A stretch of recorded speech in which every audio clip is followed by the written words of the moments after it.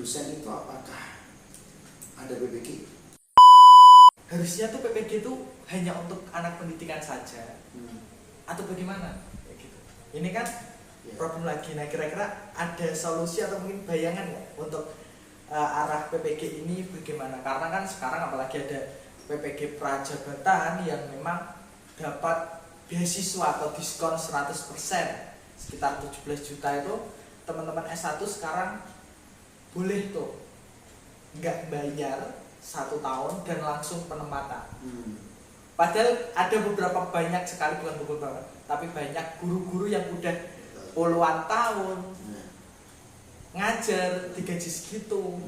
Untuk ikut PPG juga udah nggak ada biaya hidup untuk 1 tahun itu. Nah, ini solusinya gimana kayak gitu? Apakah memang ini problematika yang memang tidak bisa dipecahkan atau memang ada solusi? Silakan Afika atau mungkin Arif. Ya gini, kita sebenarnya harus menentukan tentang pendidikan Pak Ali kayak gitu, menentukan tentang pendidikan itu apa sih kayak gitu.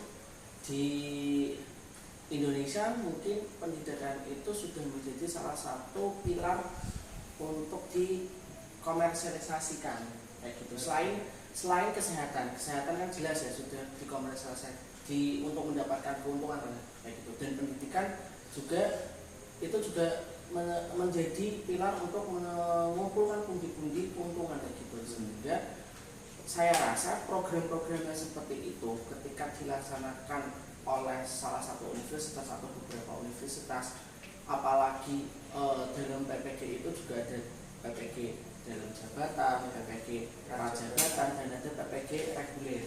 Nah, PPG reguler itu kalau biayanya itu adalah setara dengan S2. Ya, sedangkan PPG dalam jabatan dan prajabatan itu kan ada subsidi lah kayak gitu. Dan ini sebenarnya tujuannya untuk apa? Tujuannya adalah untuk meningkatkan kompetensi guru atau memang benar tadi juga dari kita gitu untuk memperkaya dari si universitas tersebut kayak gitu. Bisnis kayak gitu, bisnis. Sedangkan kayak gitu kan. Sedangkan ketika tadi yang diungkapkan oleh Pak Arif, kalau kita menjadi seorang guru lalu benar ketika mengajar kayak gitu, insya Allah kompetensinya secara perlahan itu akan meningkat. Kayak gitu akan meningkat karena akan tambah pengalaman. Nah, sedangkan PPG tersebut kayak gitu kan tadi lulusan mahasiswa yang non pendidikan saja bisa. Dengan kata lain, secara materi dia sudah menguasai, tinggal tentang kependidikannya saja. Dan ketika mengikuti seleksi, jelas secara kompetensi dari materi itu sudah menguasai. Tentang pendidikannya hanya mungkin baca-baca bagaimana cara mengajar yang baik, ada metode apa di dalam mengajar, terus bagaimana cara penilaian, secara teori sudah bisa. Nah, di sini sebenarnya juga akhirnya ada ketimpangan ya gitu kalau menurut saya. Seharusnya ketika kita tadi dari awal niat kita menjadi mahasiswa, lalu kita masuk menjadi mahasiswa murni atau tadi pendidikan, ketika murni ya kita seharusnya bagaimana kita tidak berkhianat terhadap jurusan kita kayak gitu. Karena itu sama saja menyerobot lahannya orang lain. Sedangkan kita tahu setiap universitas di Indonesia juga sudah sangat banyak yang setiap tahun itu ada 3 periode, ada yang 4 periode meluluskan sarjana pendidikan. Sedangkan sekolah jumlah gurunya terbatas. Berbeda mungkin kalau sekolah swasta kayak gitu ya. Kalau sekolah swasta mungkin butuh guru yang banyak, ada yang menjadi guru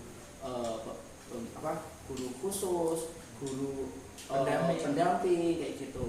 Nah, tapi kalau guru negeri mau biayanya dari mana kalau untuk ada guru khusus dan itu. Nah, inilah yang seharusnya menjadi reformasi birokrasi di bidang pendidikan untuk Kementerian Pendidikan di Indonesia kayak gitu. Jadi harus melihat jumlah lulusan dari setiap tahunnya itu berapa dan jumlah sekolahnya berapa, sehingga nantinya harus lebih ketat lagi dalam penyeleksian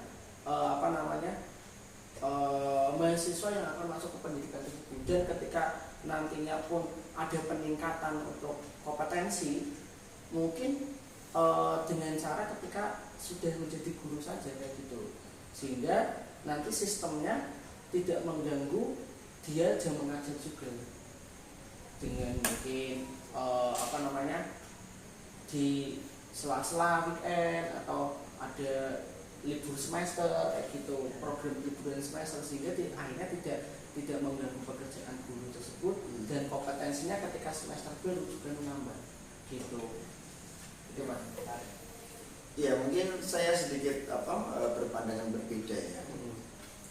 Gini, kalau dari awal kita sudah melihat dari berbagai aturan atau regulasi yang berlaku di negara kita yang berkaitan tentang aturan-aturan guru itu sudah terjadi ketimpangan gitu ya. Jadi tidak sesuai gitu menurut saya, tidak sesuai. Dan ini implikasinya atau akibatnya adalah ya terhadap guru tersebut gitu loh. Karena aturannya A, kemudian nanti aturan B, aturan C, aturan D, ya mau nggak mau secara struktural ke bawahnya ya guru yang berada di lapangan harus sesuai dengan aturan tersebut, ya kan. Padahal guru dalam dirinya sendiri udah niat mau ngajar, ya mau udah sungguh-sungguh, ya kan, pengen mentransfer ilmu, pengen menginternalisasi ilmu yang dia dapat ke murid-muridnya. Akan tetapi berbagai regulasi itu yang membuat dia malah tidak berkembang kayak gitu. Bukan seharusnya regulasi itu kan menjadi fasilitas kan? Menjadi fasilitas, memudahkan guru-guru untuk mengembangkan ilmu pengetahuannya seperti itu. Jadi tidak malah menjadikan guru itu semakin sulit, gitu ya, menghalang-halangi guru semakin sulit dalam mengembangkan ilmu pengetahuannya karena berbagai hal yang membuat guru itu kesulitan. Salah satunya kayak tadi PPG macam-macam. Nah, saya melihat ini nggak saya berpikir tidak sampai ke gini ya. Ini termasuk program kampus supaya nanti kampus gini. Itu udah di luar, itu udah di luar menurut saya. Jadi gini, kalau memang kita melihat, kalau kita lihat mungkin dengan sekolah mahasiswa, dosen itu apakah ada BPK? Tidak ada. Iya. PPG ya. Padahal undang-undangnya kan sama kan itu kan? Iya, tentang guru dan dosen dari tahun 2005. Mengapa ada perbedaan di situ? Ya kan? Kalau kita melihat sasaran siswa sama mahasiswa, ya memang dari lihat secara psikologi memang berbeda.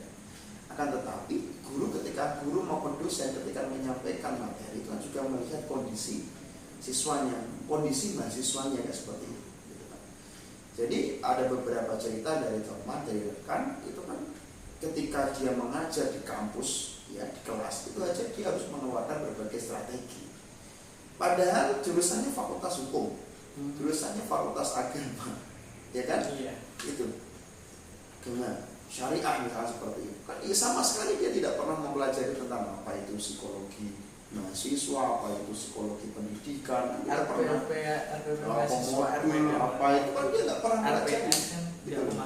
Nah, tapi di situ laki-laki kembali lagi pada ketimpangan, tidak sesuai gitu kan antara guru sama mahasiswa.